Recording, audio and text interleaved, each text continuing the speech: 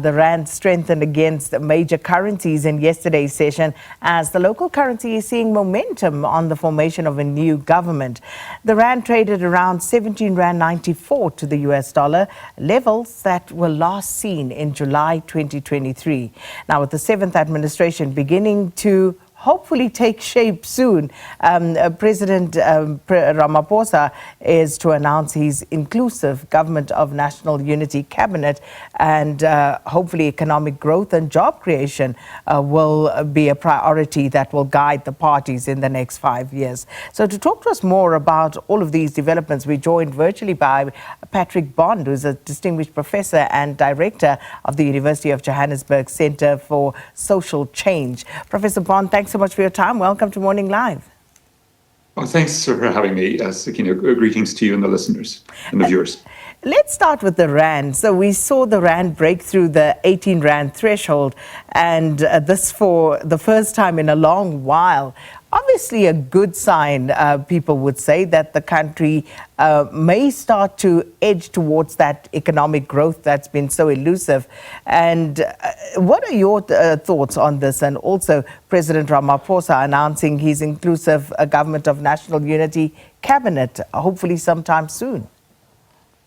Yes, that's going to be the crucial question. Which ministries the DA gets? Seen as business friendly, the strengthening of the rand is one reflection, but it is a very volatile currency, one of the worst, and so it could easily just crash again. I think the strength is partly because US is unstable, and so rand to dollar would be strengthened, and then gold has performed well. But the other commodities that usually are the key determinant of whether our rand is strong or weak, like coal, like platinum group metals, like manganese and iron ore, those have come down a lot from their peaks about a year and a half ago. So those are some of the conditions that are just out of our control. Likewise, some of the big economic decisions, Mercedes chopping a quarter of its output in East London, the probable closure of more steel foundries, Newcastle, the big one, is very vulnerable, as ArcelorMittal, a Luxembourg but Indian-owned company, retrenches, and the world is really so full,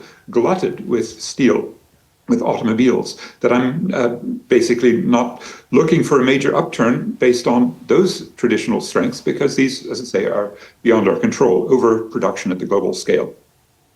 And of course, economic growth, inclusive economic growth, if we look at the statement of intent, which is, of course, one of the priorities in that government of national unity statement of intent. How do you think this will be done, Professor? Because this, of course, is part of the reason why the markets are reacting the way they are to the developments in South Africa.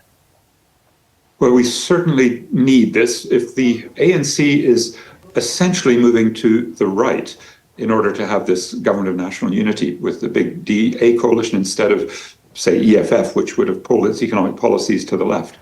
If that's the case, the danger is that a large chunk of the society just won't be benefiting from trickle-down.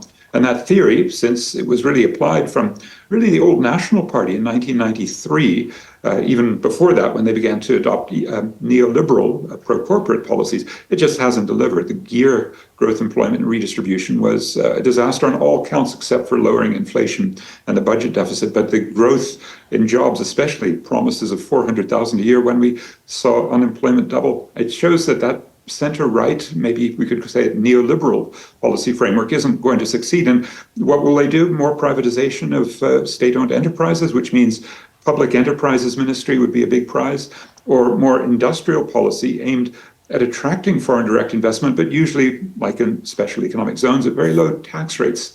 Just 15%, 27% is the prevailing rate. So those are the sorts of things that just aren't really delivering.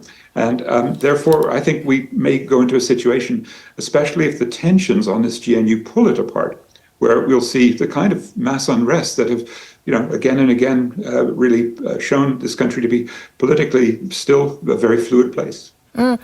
That's very interesting, Prof. At least I think it's interesting, because if you talk about privatization and nationalization on the one end, some of the parties on the left are very clear about the nationalization of some of these state-owned entities, and the markets obviously balk at that. But then if we look at privatization and what's currently happening with our state-owned entities, and there is a school of thought, of course, that believes that some of these state-owned entities are being deliberately hollowed out so that they can be privatized. What are your thoughts on that?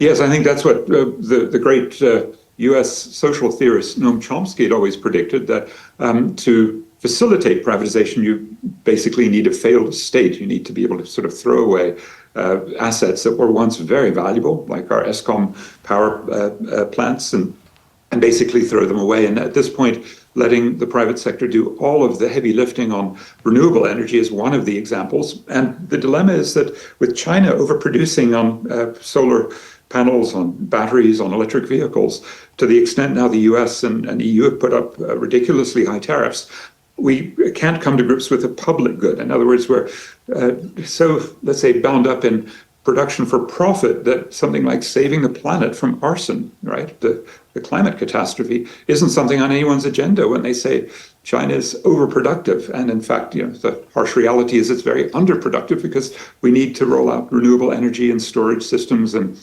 electric vehicles everywhere.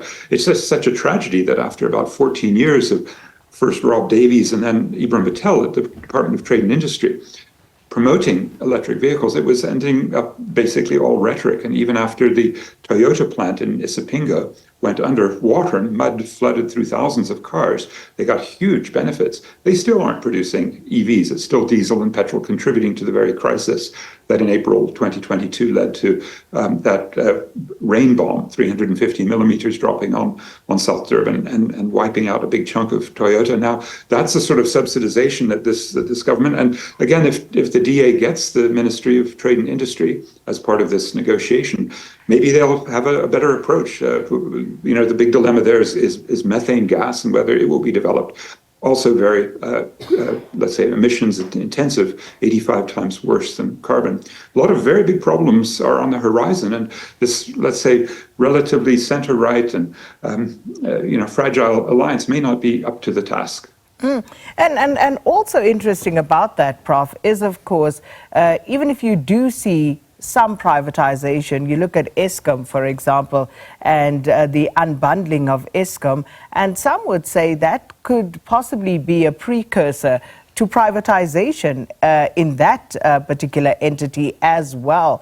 And this against a backdrop of an economy that hasn't grown, against a backdrop of huge and high numbers of unemployment, especially among the poor. So how are people going to afford these services? Because unlike government, the private sector, if these entities are privatized, they don't care. They want their price paid for whatever commodity it is that they are selling.